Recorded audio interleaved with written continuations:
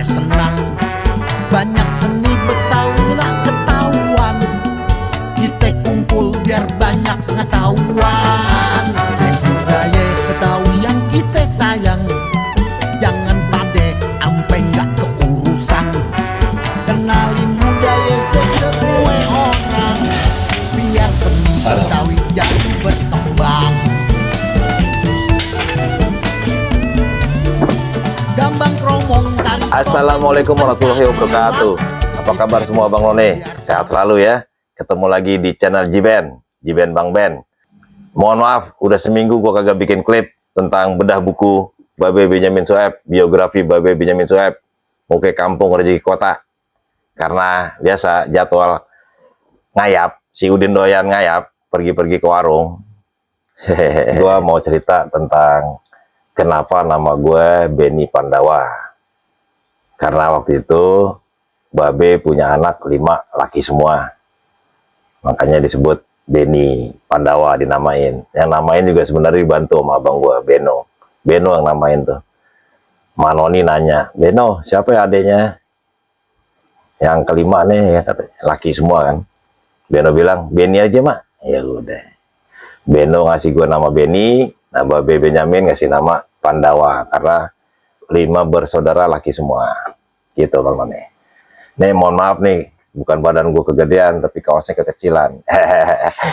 Biar Babe juga gambar jelas kan. Tuh, keren kan Babe.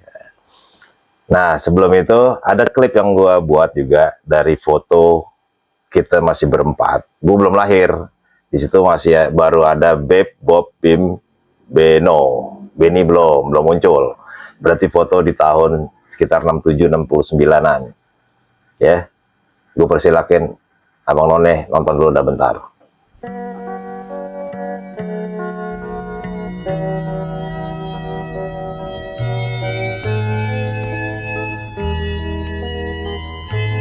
Ngurusin anak sendiri, bapak nggak kerja, coba Ben. Bapak lagi nggak kerja. Si Joni itu yang ngurus. Waktu kita bertemu di senja yang kelabu, senyum manis kau berikan kepadaku, ku cium mesra. Dah, gimana? Udah nonton kan? Nah itu suara Mak Noni langsung tuh. Pas gue lagi ngobrol sama Mak Noni, gue tanya foto itu, Mak Noni ceritain.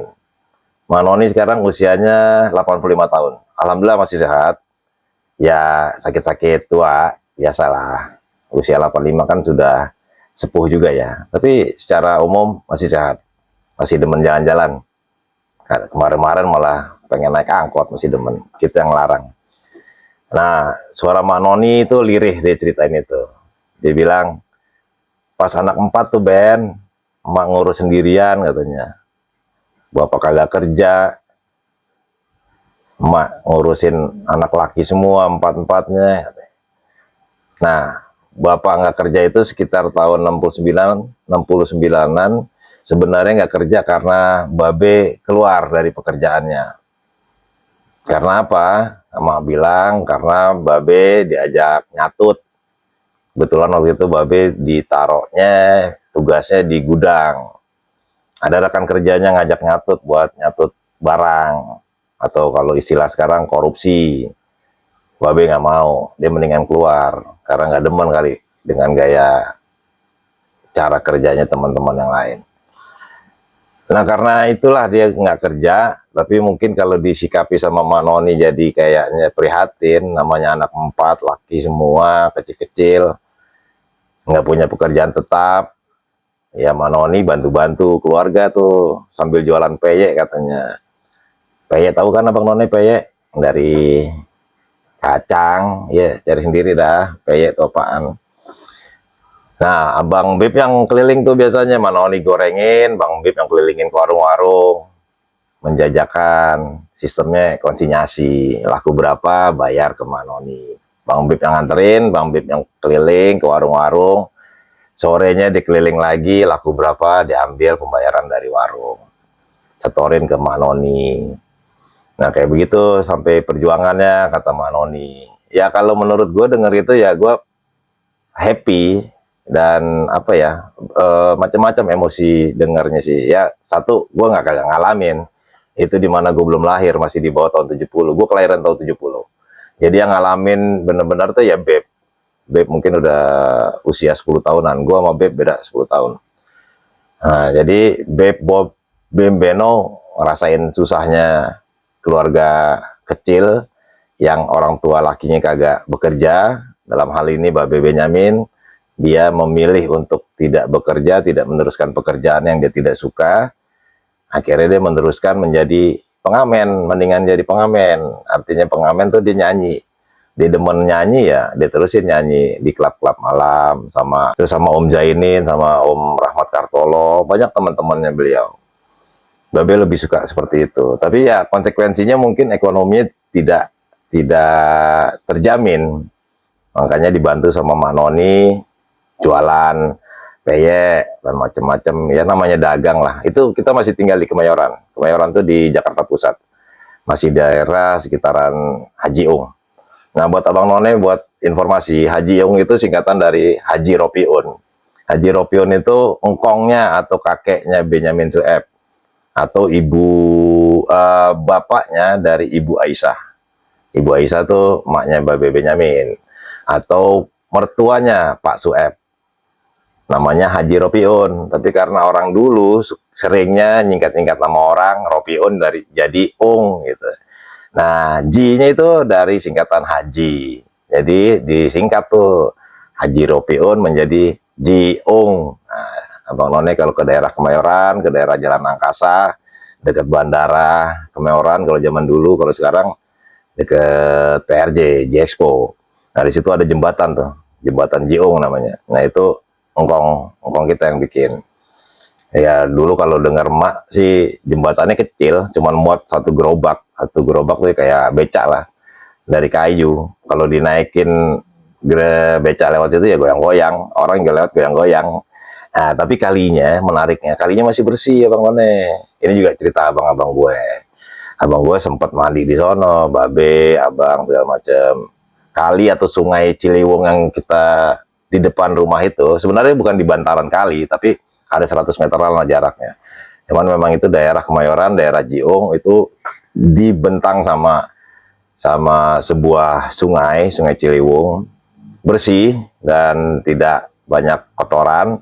Tapi juga perlu dicatat kalinya tuh nggak seperti kali atau sungai yang di pegunungan yang banyak batu-batu, nggak begitu. Ini sungai yang memang buat jalur air. Nah, air aliran dari Bogor lewat situ ke tengah kota yang akhirnya ke arah laut Jakarta Utara sampai ke Samudra. Yang berdasarkan itu juga sebenarnya gue ngambil filosofinya tuh seperti air. Seperti sekarang juga nih gue bikin podcast kayak gini, bikin klip kayak gini. Gue pengen mengalir aja, nggak maksain bikin kontennya. Ya makanya kalau agak lama, mohon maaf karena si Udin doyan ngayap. Seringnya yang ngayap tuh ngider-ngider. Pasti sela-sela waktu di antara pekerjaan ya gue sempetin ini untuk bahas biografi Babe Benyamin Sueb. Nah kembali soal air itu jadi filosofi gue juga, dan Babe tahu itu mengenai anak. Menurut gue sih kalau bikin konten hidup atau apapun itu ngalir aja. Seperti air mengalir ke sungai, ke samudera yang luas. Wah, luas yang dengan penuh ilmu, dengan kerahmat Allah. Jangan air itu mengalir ke got mampet. Kayak lagu Babe, ya kan? Kompor meleduk. Hati-hati kompor meleduk. Gitu, gara-gara got mampet. Nah, kayak gitu. Hidup kita juga jangan begitu. Ngalir aja seperti air sampai ke samudera luas, membawa kebermanfaatan, jangan malah kebusukan, bau dan segala macam kayak buat got mampet. Gitu Bang None, ngalor ngidul nggak apa-apa ya, namanya juga cerita ya kan. Kalau salah-salah kata ya mohon maaf, mohon dimaafin. Namanya juga manusia, tempatnya kesalahan. Nah, lanjut gue ngomongin tentang buku, tentang Pandawa 5 tadi tuh. Eh, di situ lahir setelah tahun 70 lahirlah Beni. Makanya dinamain Beni Pandawa. Beno ngasih nama gue Beni, Babe dikasih nama gue Pandawa. Menurut Mak Noni, di tahun-tahun itulah keluarga Benyamin dan Noni mulai beranjak ekonominya secara baik. Karena tidak kerja, tapi menekuni sebuah bidang yang dia cintai, dalam hal ini adalah musik. Akhirnya panen juga tuh Babe Benyamin, lama-kelamaan, pelan-pelan jadi terkenal, dan otomatis ya rezekinya makin bagus. Setelah nyanyi makin ngetop, makin terkenal, dunia film mulai meliriknya, Pak Sumanjaya, terus macam-macam sutradara lain yang terkenal juga melihat Babe Benyamin. Akhirnya diajak main film. Terus berapa kali main film, sampailah film yang namanya Intan Berduri. Nah itu sampai dapat Piala Citra tuh Abang None. Lalu film yang lain lagi, Sidul Anak, modern, dapat Piala Citra juga.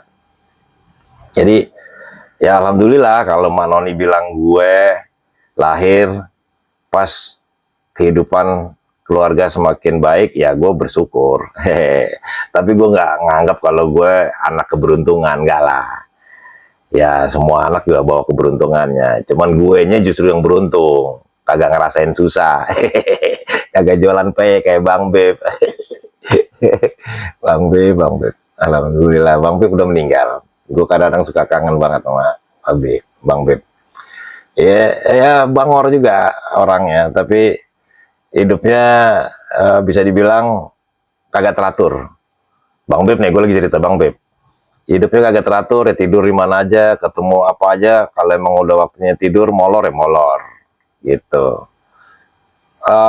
Suka-sukanya dia, tapi dia sama sahabat, sama temen, sama saudara, nomor satu lah. Insya Allah sih, itu pandangan gue terhadap almarhum Beb Abani. Semoga Allah memberikan tempat yang nikmat di alam baka sana. Lanjut Abang None, terus setelah beranjak bagus ekonominya, ya mulailah cut.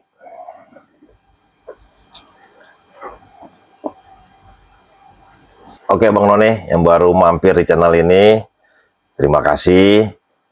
Bukan sebuah kebetulan kita bisa ketemu, ya kan?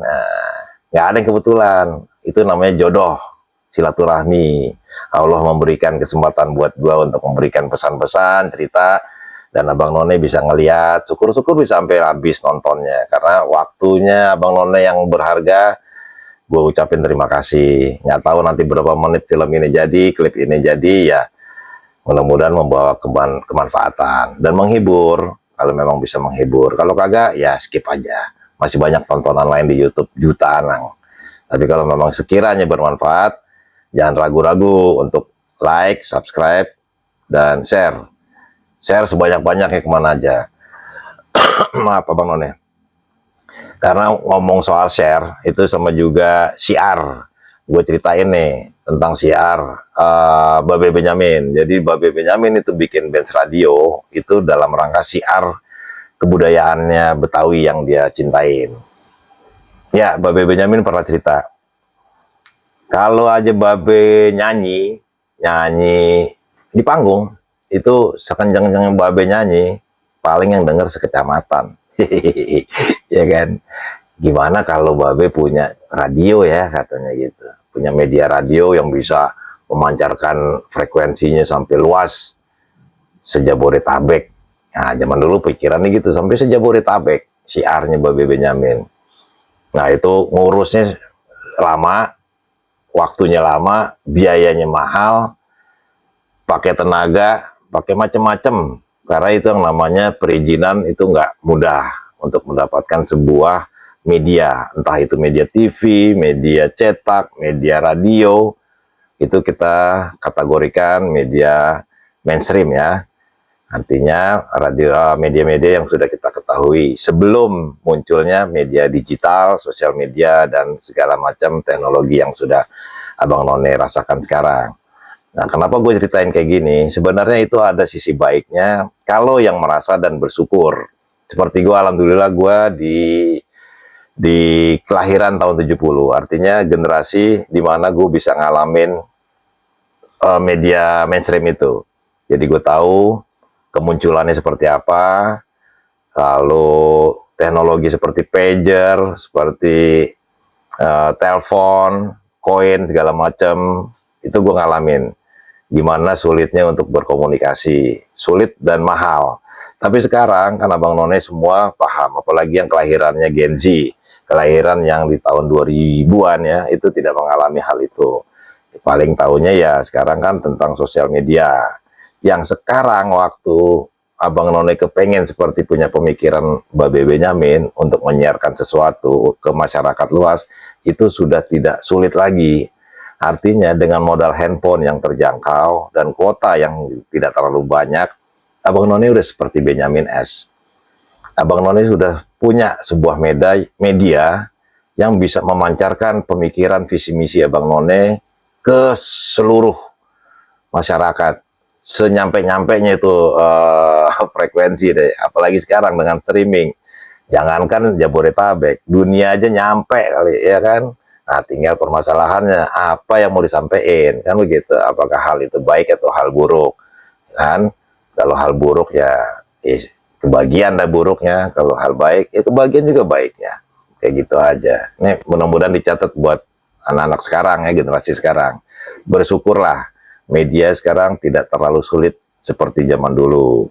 Sekarang semua orang bisa menjadi produser, semua orang bisa jadi wartawan, semua orang bisa menjadi selebritas, semua orang punya panggung dengan mudah dan sangat cepat, sangat instan, ya kan?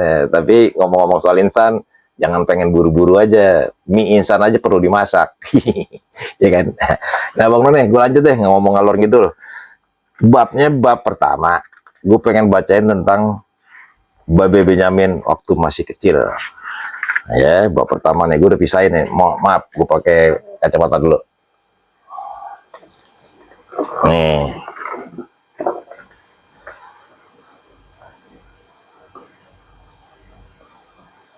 Para kerabat dari Kemayoran.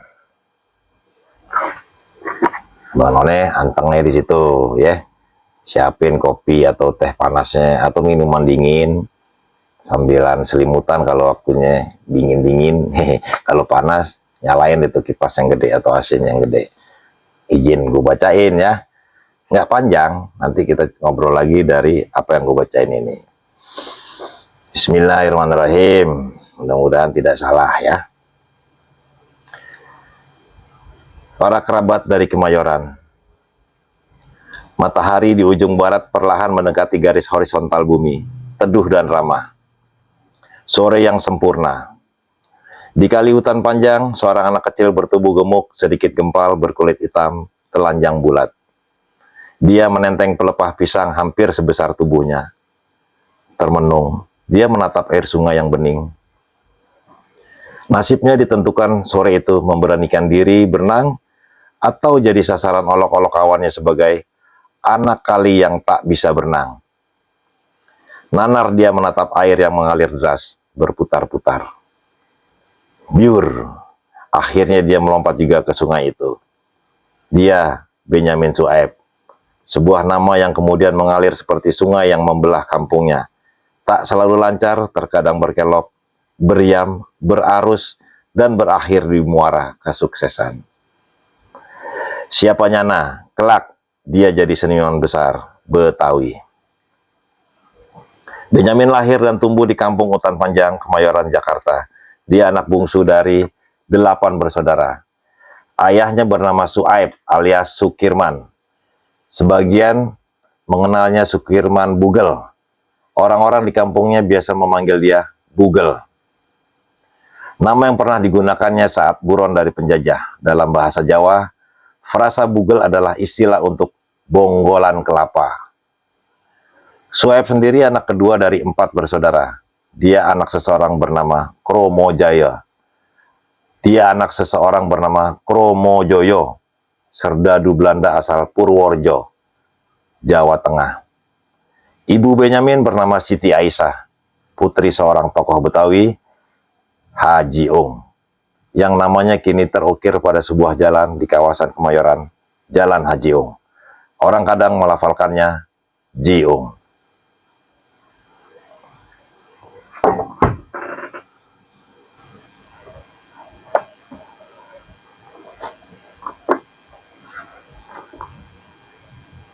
Jiung. Ya, Abang None, itulah sepenggal cerita tentang Babe Benjamin di waktu kecil. Dia ditantang tuh sama teman-temannya.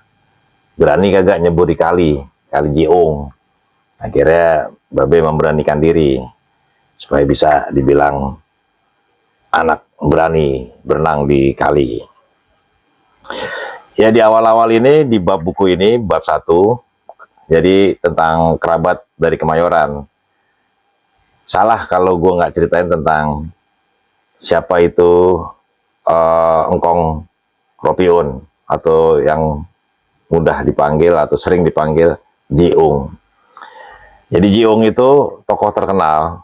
Ini ada kelanjutannya lagi, nanti gue bacain. Kakeknya Benyamin, karena Benyamin kecil, usia 2 tahun sudah ditinggal sama orang tuanya, Pak Sueb, sudah meninggal. Jadi otomatis Benyamin kecil dirawat oleh kakeknya, yaitu Haji Ropiun atau Jiung. Nah, meninggalnya itu yang gue dengar terakhir, Pak Sueb itu atau bapaknya Haji Benyamin meninggalnya di Belitung. Kita sampai nyamperin ke sana tuh dalam pembuatan buku ini, kita coba telusuri dan kita temui saudara-saudara yang di Bangka Belitung, dan kita temui juga makamnya.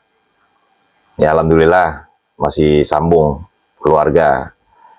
Nah, yang belum gue dapetin informasi lebih lanjut itu dari Pak Kromojoyo atau bapaknya Sueb atau kakeknya Benyamin Sueb dari pihak bapak. Kalau dari pihak ibu, Haja Aisyah, itu kan Haji Ung.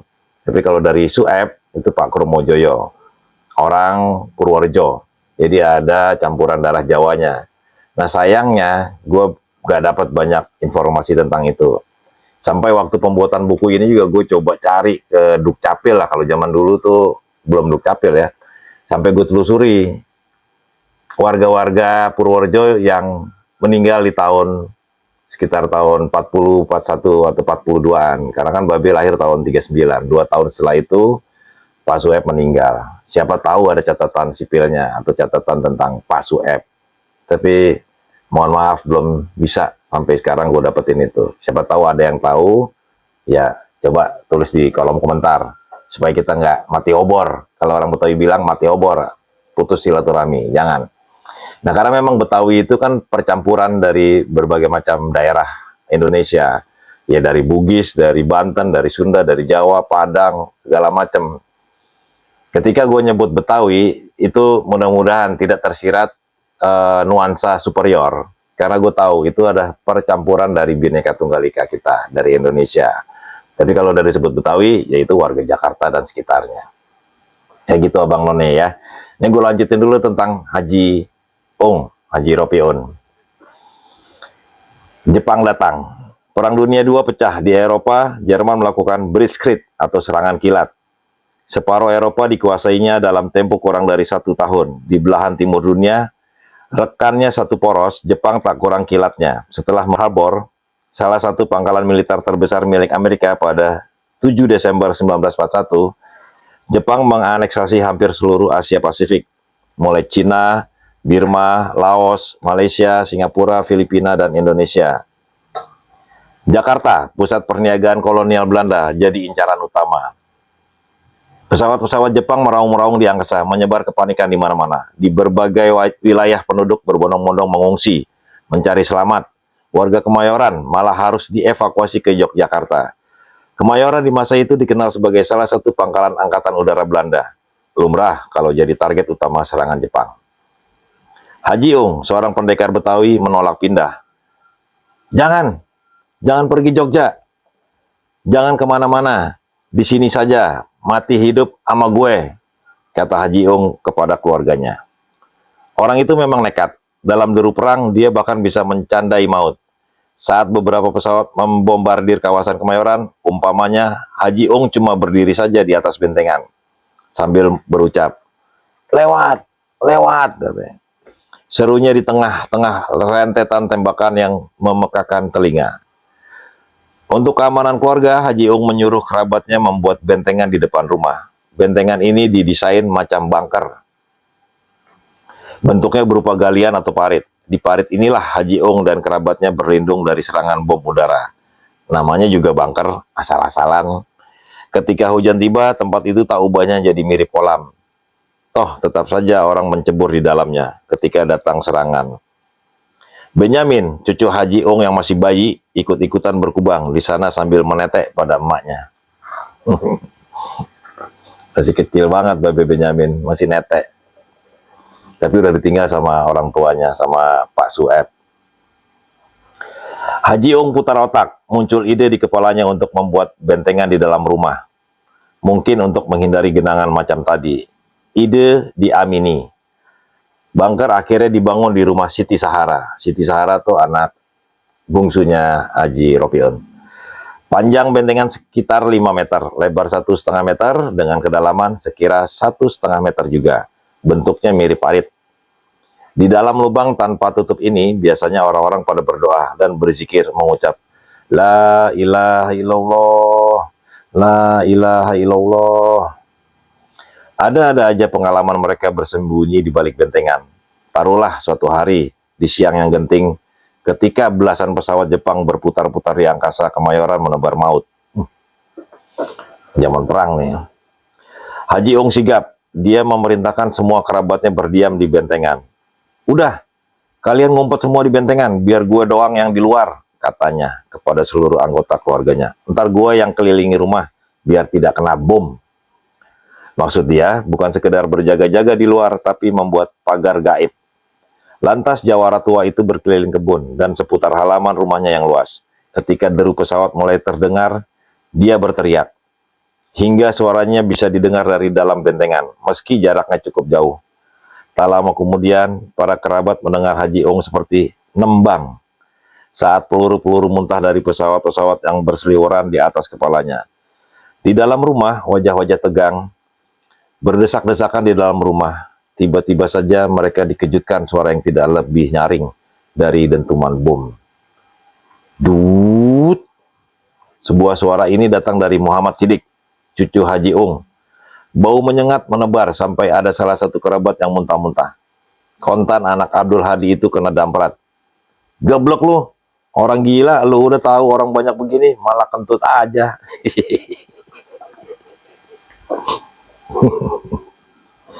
Zaman perang, bom di mana-mana, pesawat lagi nembakin Kemayoran, pesawat Jepang, ngumpet sekeluarga di parit di dalam rumah. Tahu-tahu ada yang kentut. Ya, maaf. Ya lucu tapi sedih juga ya. Bisa kebayangkan kayak sekarang tuh ada kejadian di Palestina kayak gitu. Masya Allah, mudah-mudahan Allah memberikan kedamaian secepatnya deh buat Palestina. Kagak enak ya itu, Abang None, perang tuh. Alhamdulillah kita nggak ngalamin. Berlanjut ya. Legenda Haji Ong. Haji Ong orang terpandang. Lahan miliknya terbentang luas di kawasan Kemayoran. Kekayaan telah membawanya ke tanah suci Mekah. Sebuah impian tidak gampang diwujudkan. Ya, Abang None, sekian dulu episode kali ini. Bab pertama tuh, baru pembukaan. Walaupun di episode klipnya gue udah sampai episode 4, tapi bab di bukunya baru bab awal. Yang mau jalan-jalan sama gue nanti, sama si Udin nih, si Udin doyan ngayap. Nanti kalau memang ada jodohnya, gue coba live pakai sepeda listrik gue. Kita keliling ya, ke Jiung, ke tempatnya Babe Benyamin, terus ngider-ngider dah, daerah Kemayoran, dimana tempat Benyamin kecil. Juga kalau memang waktunya cukup dan berjodoh, kita mampir ke Taman Benyamin Sueb di Jatinegara. Nggak jauh kan tuh, ya mudah-mudahan. Ya sekian Abang None atas waktunya, gue ucapin terima kasih. Mudah-mudahan bisa bermanfaat. Kalau ada salah-salah kata, kalau ucap, maaf besar-besarnya. Dan tidak lupa